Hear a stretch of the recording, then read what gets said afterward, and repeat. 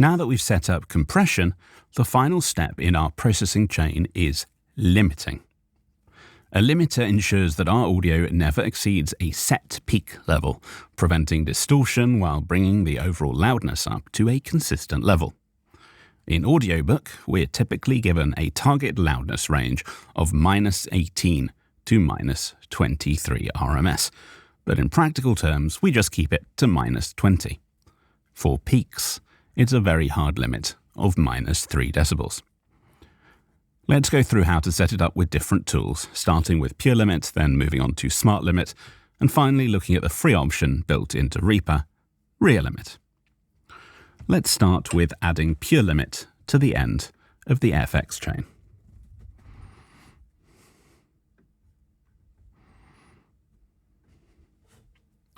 Click the bit at the top right, where we're going to set the threshold to -3, as I have just said. Click at the top right again to close that. Next, we're going to do the learn process with the same audio you used to learn for the previous plugins.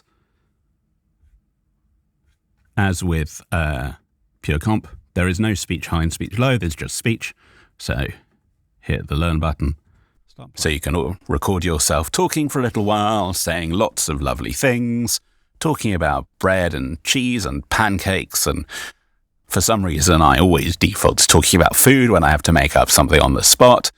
Make sure you talk until... There we are. Make sure style is set to soft. This provides smoother limiting, preventing an overly aggressive sound. Set inflate to 0. This controls how much additional perceived loudness is added, but we do not need this for audiobook production. Leave the decibel gain as whatever it is set. And then save this as a preset. And save it as the default.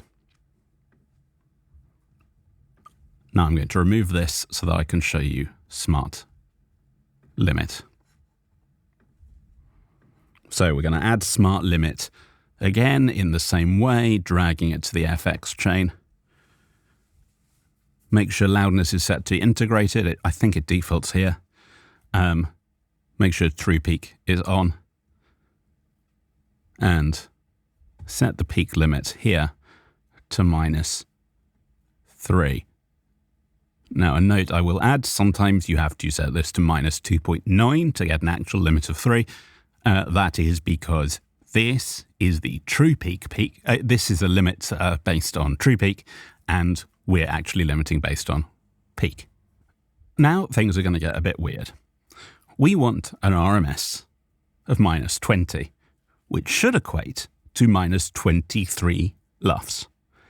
But I have only ever got the right numbers at the end of this rendering process if I set this to -17. This makes no sense. This isn't how it works. It isn't how it should work. And it isn't how audio works. I do not know why this works. For some reason, it works. As always, set this to speech. For the first time, a smart version of the plugin does only have one type of speech. Hit the learn. Start playing. So you can record yourself talking for a little while, saying lots of lovely things, talking about bread and cheese and pancakes, and for some reason I always default. I can only apologize for subjecting you to this again and again. So, I typically end up with figures of somewhere between 5.6 and 6.5 now. And again, it's done that exactly here. That's pretty consistent no matter what sort of levels I've got going in because of Tri-Leveler. I do sometimes need to nudge this up by about 0.3 to maybe 6.8, 6.9. You can double click, you can click onto it and type in a number if it won't let you drag to that number manually. Sometimes I need to add this in order to deal with tracks that are on the quiet side, even at the end of the process. But don't worry about that right now. We will get to it when we look at rendering in a later video. Adjust attack to 30. Make sure auto release is set. It'll show like this. At the bottom, set style to -100. That will provide the most transparent limiting possible. Saturation needs to be at 0 because clarity and transparency is far more important for anything else, far more important for spoken word content than anything else. Keep balance to 0, which will keep the frequency spectrum neutral. In different circumstances, we could use this, but in our FX chain, we've already done what this dial does with the compressor. That said, if you have skipped the compressor stage, you might find that putting this somewhere between 0 and 30 is good. Also, keep bass control at 0. We don't want to adjust the low end at all. We have covered that in our EQs. Also, if the limit has changed, as it does when you do the learning process, set this back to -3 again. As always, save this as the preset.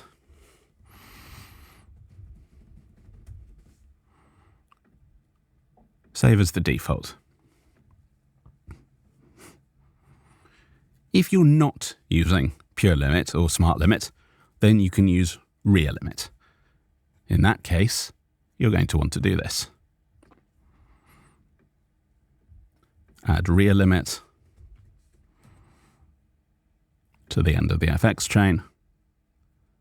Set the brick wall limit to -3.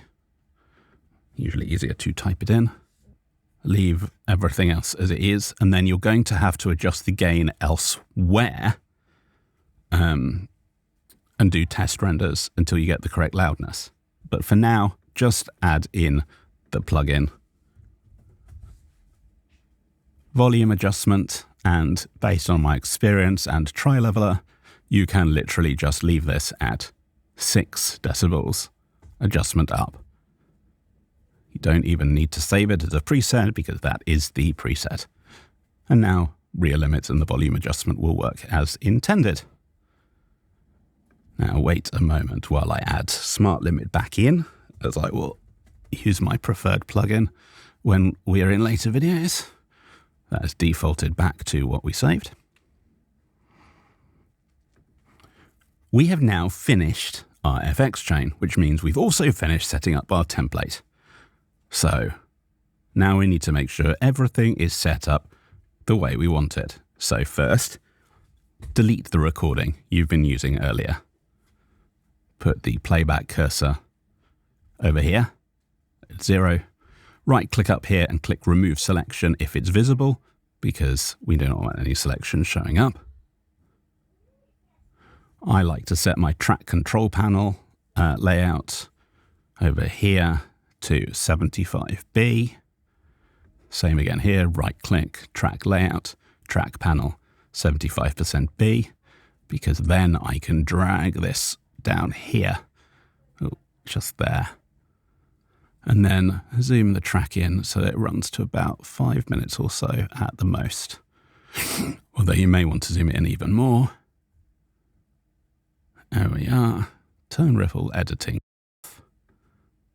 And then click File, Templates, save project as template, save, replace. And we have saved that. So in the future, we will always be loading this template. And as we cover the second half of the course, because we have indeed hit the halfway point now, the second half being all about the production process itself, we will not have to worry about touching our FX chain anymore. So I will see you back for the second half of the course. Bye-bye.